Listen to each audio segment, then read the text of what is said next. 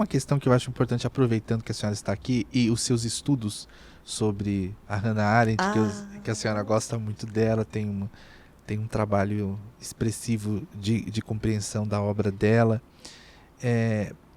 Que relação? Vamos começar de imediato. Quer dizer, a própria figura da Hannah Arendt eu acho interessantíssima. Sim. Né? Porque é uma mulher que sai da Alemanha nazista, né? É presa, depois consegue fugir, vai para os Estados Unidos e constitui toda lá a sua obra. E ela, inclusive, se não me falha a memória também, ela perdeu, né, a sua nacionalidade alemã, que ficou apátrida.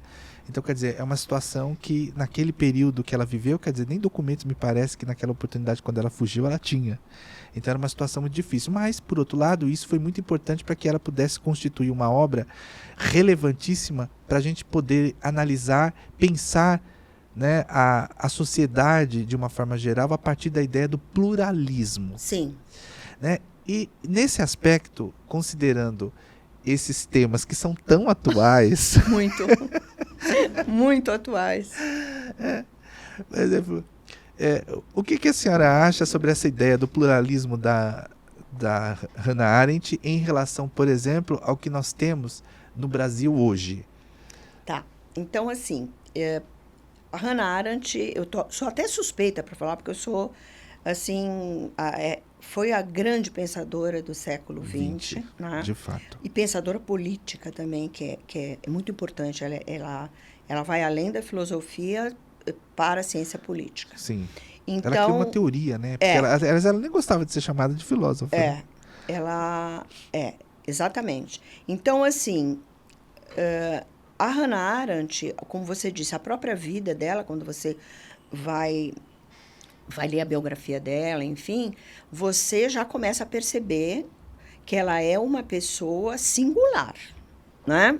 Era uma pessoa singular no modo de pensar, e tudo aquilo que ela vivenciou em termos da época em que ela viveu, as perseguições nazistas, era uma judia alemã, né?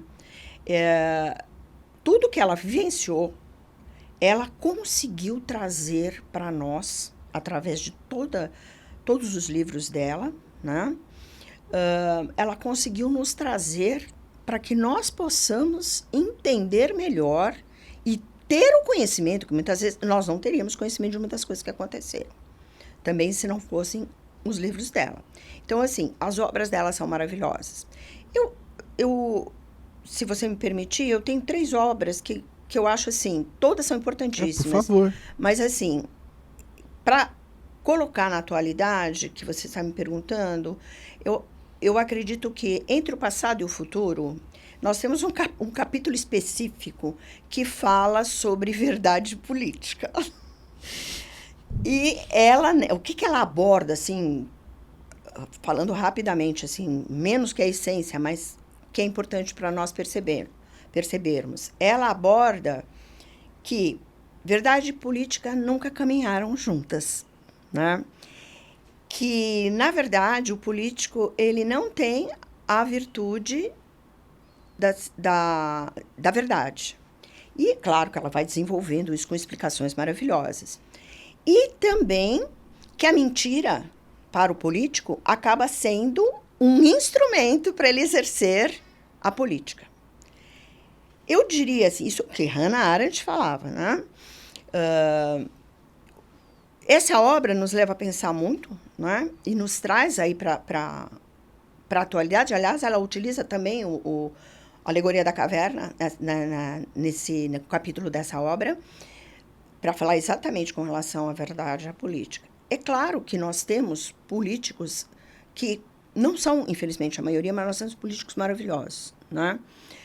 Que têm o dom, enfim, e que muitas vezes não conseguem até exercer, né, a política como querem, ou até abandonam a política por conta de serem engolidos por um sistema político que está já feito há muito e muito tempo. Então, assim, se a gente trouxer para a nossa atualidade, a importância, por exemplo, dessa leitura, nem precisa ser da obra toda, somente desse capítulo, ele já nos traz muita coisa para refletir. Ela é muito atual, né? Hannah Arendt parece que antevia